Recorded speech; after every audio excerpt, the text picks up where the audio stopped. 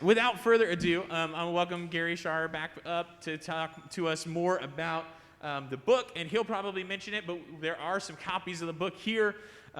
We came up with a suggested donation of $20. My copy of the book says $39.95, manufacturer suggested retail price. And thank you to the gift of the sharers that whatever you feel like paying for the book, if you want a copy of the book, take it. But whatever you feel called to give, and that money comes to support Spirit in the Hills, thanks to their donation. So it's a great way to pick up the book and do that. Thank you, Pastor Drew. Gay and I always appreciate being with our church family here at Spirit in the Hills. I'm in Austin once a month. My native Texas wife moved to Michigan 7 years ago, and thanks to technology, we are with you in spirit every week when we cannot be here in person. 2 weeks ago, Gay and I and my 97-year-old father drove down from northern Michigan for about 2.5 hours on a Sunday morning, and we were able to participate in the worship service here, thanks again to technology. Speaking of driving, we drive many, many miles every day in Texas. I would ask someone to guess, but you probably would not come close. Every day in Texas, we drive 712 miles a day, 712 million miles a day in Texas. That's on all Texas highways and roads. When it comes down to the state system, like Highway 71 up the hill from here and interstate highways, we drive more than 500 million miles a day on that system. And most of us, we climb into our vehicle, we get up, and we go. We don't stop to think about the pavement or the bridges that allow us to move from point A to point B. And one of the themes of this book is to help folks better understand and appreciate that system. One of the important voices to help carry that story is Drayton McLean. Drayton grew up in Cameron, Texas, not too far from where Gay grew up in Marlin, Texas, southeast of Waco. Drayton's grandfather started a company in the 1890s. It was a company that distributed food to diners and grocery stores. Drayton joined the company in 1959. By then, his father was running the company. Drayton saw the future. What was happening in the late 1950s? President Eisenhower pushed a plan that Congress executed to build our interstate highway system. And Drayton knew that with this modern highway system, it would be much easier to transport food products, groceries, and in Cameron, the family business had a market area of about 40 miles around Cameron. So Drayton went to his father and convinced his father to relocate the family business to be on this new interstate highway system. And Drayton's father agreed, and they moved the company to Temple. Drayton told me that his ambition before he retired was to hit $1 million a month in sales. His company today is worth $25 billion with a B. Drayton for many years owned the Houston Astros, but he helps to explain the importance of our highway system, and he pointed out to me that generations ago, as people moved west in covered wagons, they would come up to a stream or a creek or a river. What do? Today, we cross the Pedernales River out here, or we cross the river in downtown Austin on these bridges, and we don't even stop to think about the water below us. That's what the transportation system has done for our society. It has really increased and enhanced mobility, commerce, and I spend most of my adult life in the Texas Capitol as a newspaper reporter. At the end, I was approached by the Association of Highway Contractors, and they wanted a book written about their history, about their accomplishments, about their achievements. The association is just a few years away from celebrating its 100th anniversary. And initially, this book, quite candidly, would have been somewhat of a vanity type book to elevate the achievements of these contractors and their industry. As I got into it, I realized that this is probably a story that other folks would appreciate, because anyone who uses a vehicle obviously uses our roads and our highways and our bridges. So we approached two publishing companies, and each one agreed that this would be a great story to tell, and each one wanted to publish this book. So, and it's really a big deal. In Texas, every year, the Texas Department of Transportation, commonly referred to as TxDOT, awards between 10 and 11 billion dollars worth of road projects and bridges. About 88% of that work is performed by contractors who belong to the Associated General Contractors of Texas. They're the ones who kind of commissioned me to write this book.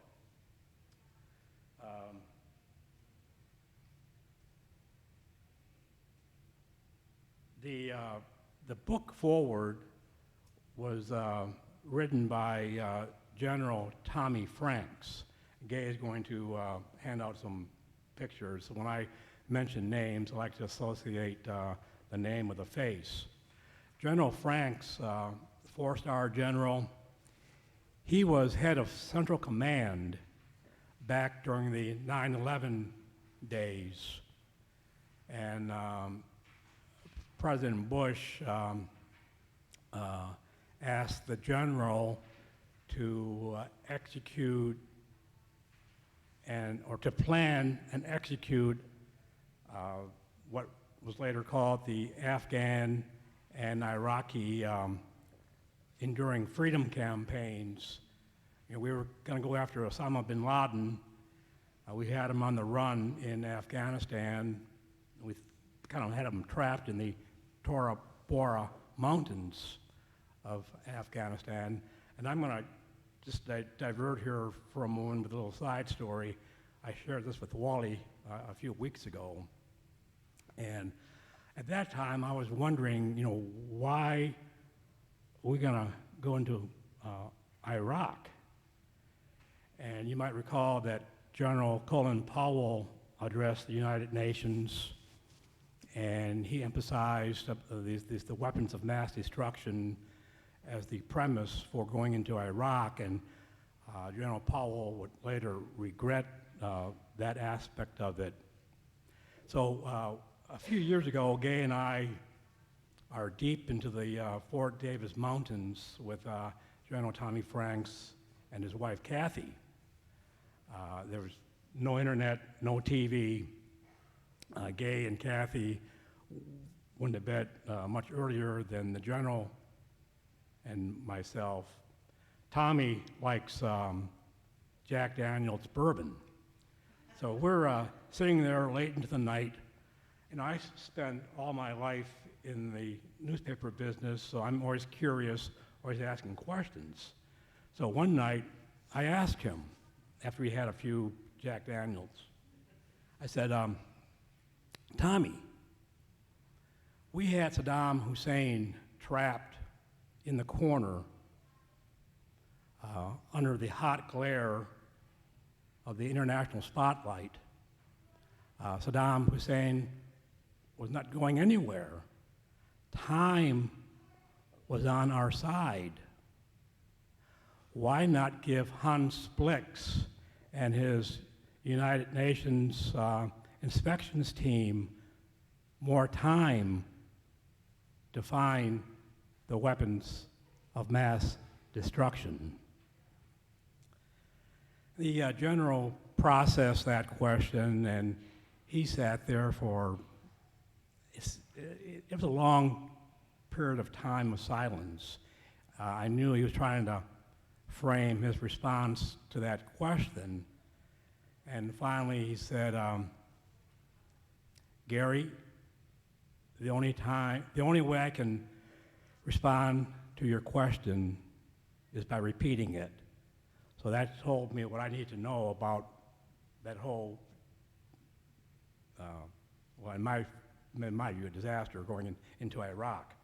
But so the foreword is written by General Franks, and Gay and I were at Texas A&M one weekend doing some research, and I found a very interesting picture that's included in the book. This was in 1957. The U.S. Senate Public Works Committee had a hearing. The Senate was skeptical about the capacity of the highway contractors to build out this massive interstate system. And the head of the National Association of Contractors was a contractor from Corpus Christi. He's in the picture on the right. In the center is the chairman of that Senate Public Works Committee. That's Al Gore Sr. And on the left is Senator Prescott Bush. And you have to know that those two senators in 1957 could not have imagined that some 40 years later, their grandson and son, respectively, would take a campaign for the U.S. presidency to the Supreme Court. Again, kind of an interesting side story in that book.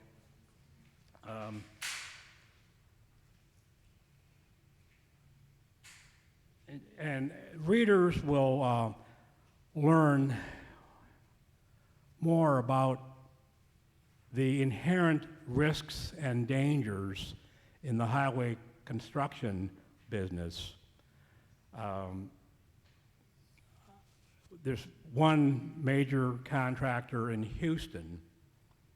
He is still CEO and chairman of a company that he founded in 1955.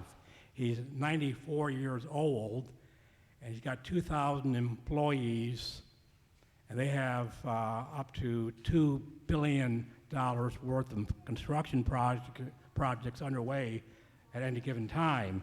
And he told me that when it rains, they'll lose $50,000 a day. And so, and of course right now I guess they want rain. And these contractors, they have to submit bids for these various projects that go out each month. And sometimes, if they don't cross all the dots, dot all the I's and cross all the T's, they are stuck with that bid. And sometimes they make mistakes, because we're human. And they can lose millions of dollars when they find out that they won the contract, but they made a mistake in the bid that they submitted. A lot of pressure, a lot of stress. One chapter that I consider really important focuses on the construction workers, the road hands, the road crews. In Texas, every year, we have at least 25,000 accidents in these construction work zones. And we're talking about roughly 200 fatalities just in these construction work zones. Last year was 244 fatalities in these work zones. So when you enter into a construction work zone, slow down. And if you back up folks behind you, that's a good thing. Those construction work zones are just super dangerous. I was in one of those zones a few years ago taking pictures on Mopac, and it was spooky, scary to be that close to traffic zooming past you. You could just feel the air move, and if a distracted driver, on their phone or whatever, runs off the paveway and you're a worker, if you're a worker, you don't have much of a chance if you get hit. I was at a conference this week, and yesterday a higher-ranking TxDOT official was talking about safety, road safety, and he asked us to, talk about this with our neighbors, with our friends, with folks in church. And I approached him afterwards, and I thanked Larry for talking about safety, and I said, I'm going to carry part of your message to my church friends tomorrow. So in Texas, we have more than 4,000 highway fatalities each year.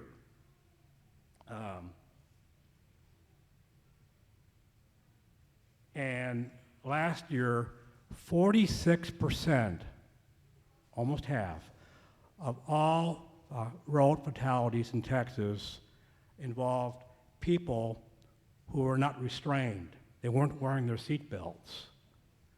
46% of all fatalities involved people who were not restrained.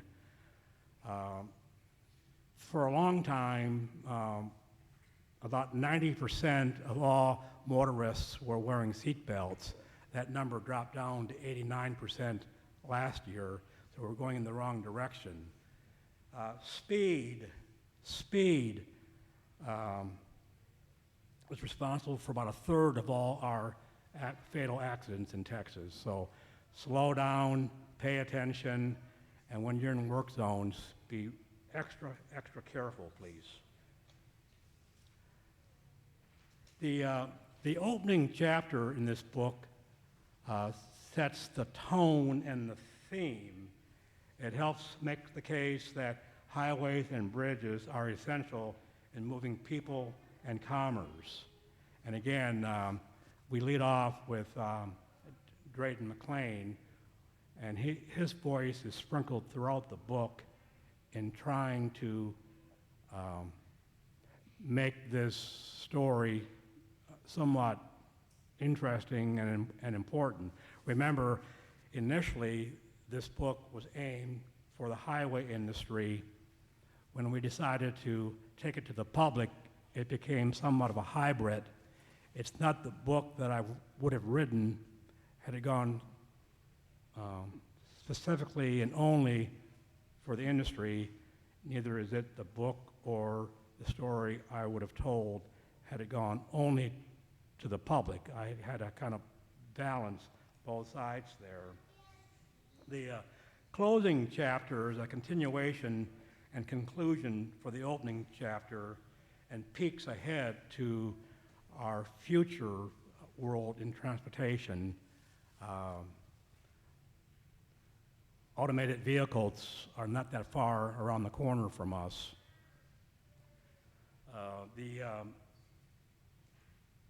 The editor at Greenleaf Press, that's the publishing company we chose, she and I worked really close. We really worked well together. We thought alike. Gay and I are having lunch with her on Monday. And this is a book where this chapter does not hinge on that chapter. It's almost like 27 separate stories. So the process was I would complete a chapter, and every chapter had half dozen, maybe a dozen revisions and rewrites. When I was satisfied, it went to the book publishing editor. At the end of this process, we both were satisfied with the manuscript. We were pleased with it. And then got the bad news.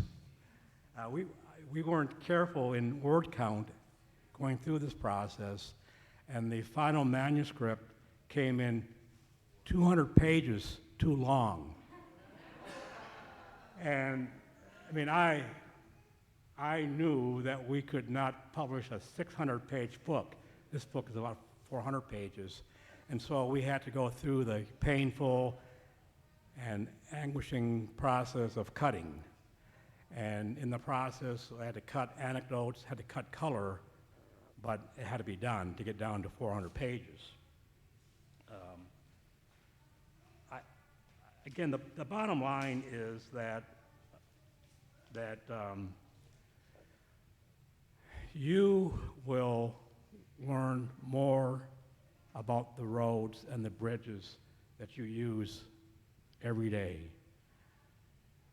We all get up and we go. We don't stop to think about the pavement that allows us to move from point A to point B. Another bad news element of this book project, if you're going to do a book, don't do it during COVID. We had the book scheduled for major airport bookstores in Texas, a number of Costco stores. We had the book go into the state capitol gift shop, into the Bob Bullock History of Museum gift shop.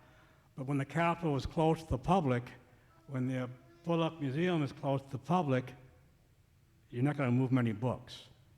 So that provides the general background for this story, and be happy to take any questions if anyone of you have any curiosity about any of this. If not, these books are available. The suggested donation is $20. All of that revenue stays here at the church, and we'll leave some books here for those who might want to pick up a copy later on this summer or fall. Thank you, Pastor Drew.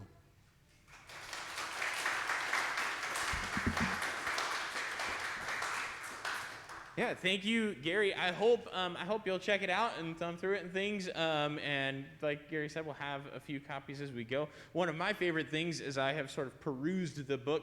I got one in 2020, and we plan to do this in like May of 2020. So it's exciting to be able to have this opportunity. But so as I've looked at it over the last couple of years, and this definitely came out when and what Gary was saying. Well, it's a book about roads, but it reminds us how connected we are, and how that stuff doesn't end up there without relationships and attention to the relationships and the things that get us connected. So I hope that you'll take a chance to look at it. Thank you again, Gary. Let's give Gary another round of applause.